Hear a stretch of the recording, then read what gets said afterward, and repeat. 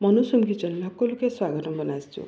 আজি মই এটা মাৰ্বল কেকৰ ৰেচিপি লৈ আহিছোঁ। তাৰ কাৰণে মই চেনি আৰু ইলাচি অলপ মিক্সিত মাৰি ল'লোঁ আৰু এতিয়া মই 1 কাপ ময়দা লৈছোঁ, আধা কাপ চেনি লৈছোঁ, এচামুচ বেকিং পাউডাৰ, 1/4 চামুচ মই বেকিং ছ'ডা লৈছোঁ আৰু এচুকুট নিমখ দিছোঁ।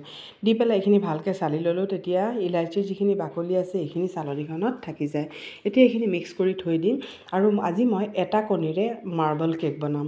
অকল এটা কণীৰেও চাবচোন কিমান ধুনীয়া কেক হ'ব পাৰে, একেবাৰে ফুলি যায়। 3টা কণীৰ প্ৰয়োজন নহয়েই। এতিয়া আধা কাপ মই ৰিফাইন অইল দিছোঁ আৰু দি পেলাই এইখিনিও মই ভালকৈ গুলি ল'লোঁ। এতিয়া 1/4 কাপ মই গাখীৰ দিছোঁ। মই গাখীৰ অলপ কমকৈ দিছোঁ, পিছত দৰকাৰ হ'লে দিম।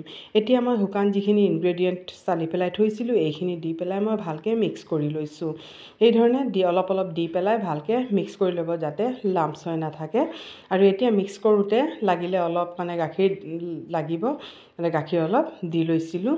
এতিয়া অলপ টান হৈ গ'ল, সেইকাৰণে মই আৰু অলপ গাখীৰ দিওঁ। সেইকাৰণে একেবাৰে গাখীৰটো বেছি দি নিদিব। আৰু এতিয়া মই কি কৰিম, মাৰ্বল কেক যিহেতু বনাম মই, সেইকাৰণে এটা বাতিত অলপ উলিয়াই ল'লোঁ। উলিয়াই পেলাই তাত মই অলপ কোকো পাউডাৰ একেবাৰে ভৰি 2 চামুচমান দিছোঁ।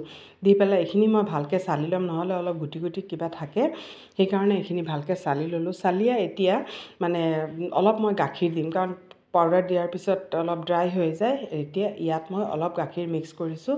গাখীৰ মিক্স কৰি পেলাই এইখিনি চাওক এইধৰণে মই মিক্স কৰি ল'লোঁ। এতিয়া মই অলপ বগা হেৰিখিনি দিম, বেটাৰখিনি দিম। তাৰপিছত মই আকৌ যিখিনি কোকো পাউডাৰ থকা বেটাৰ সেইখিনি দিম। এইদৰে মই অলপকৈ দি যাম। আৰু এয়া মই আপোনালোকে চাওক মই কেনেকৈ দি গৈছোঁ, এইদৰে অলপকৈ দি যাব।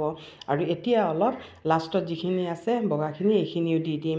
যদি মোৰ ভিডিঅ'বোৰ ভাল লাগে প্লিজ এটা লাইক কৰি দিব।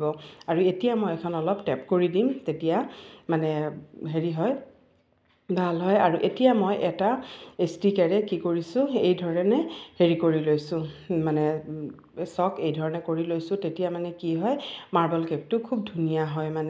এইধৰণে কৰি ল'লে পূৰা ভিতৰলৈকে কালাৰটো আহে আৰু খুব ভাল লাগে। এতিয়া মই যিটো চচপেনত আগতে মই গৰম কৰি লোৱা হয় চচপেনটো, তাতে মই ঢাকি পেলাই থৈ দিম। আৰু এতিয়া এইটো 40 মিনিটছৰ পিছতে আমাৰ কেকটো ৰেডি হৈ গ'ল। চাওকচোন কিমান ধুনীয়াকৈ ফুলিছে। এটা কণীৰেও চাওক কিমান ধুনীয়াকৈ কেকটো ফুলিছে। আপোনালোকে এবাৰ ট্ৰাই কৰি চাবচোন, আৰু বহুত ধুনীয়া হয়। এতিয়া মই অলপ ঠাণ্ডা হ'বলৈ দিম, তাৰপিছতহে কেকটো কাটিম। যিহেতু ইমান ছফ্ট হৈছে কেকটো, এতিয়া উলিয়ালে ভাঙি যাবগৈ। আৰু এতিয়া মই অলপ ঠাণ্ডা হৈছে, তাৰপিছত এইটো মই উলিয়াইছোঁ। আৰু চাওক এতিয়া তলফালো একেবাৰে কেনেকুৱা হেৰি হৈছে আমি চাই ল'ম। এয়া চাওক তলফালো একেবাৰে জ্বলা নাই, ইমান ধুনীয়া কালাৰ হৈছে আৰু ইমান ছফ্ট হৈছে। এতিয়া মই কাটি পেলাই দেখুৱাম ভিতৰটো কেনেকুৱা হৈছে।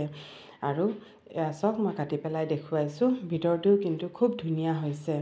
আলহী আহিলেও বনাব পাৰে বা এনেই বনাই খাব পাৰে। মই কালাৰ কিন্তু ব্যৱহাৰ কৰা নাই, ইয়াত কালাৰ দিও বনাব পাৰি। এয়া চাওকচোন ভিতৰটো কিমান ধুনীয়া হৈছে। আৰু এয়া বনাই পেলাই এবাৰ ট্ৰাই কৰি চাবচোন, খুব ধুনীয়া হয়।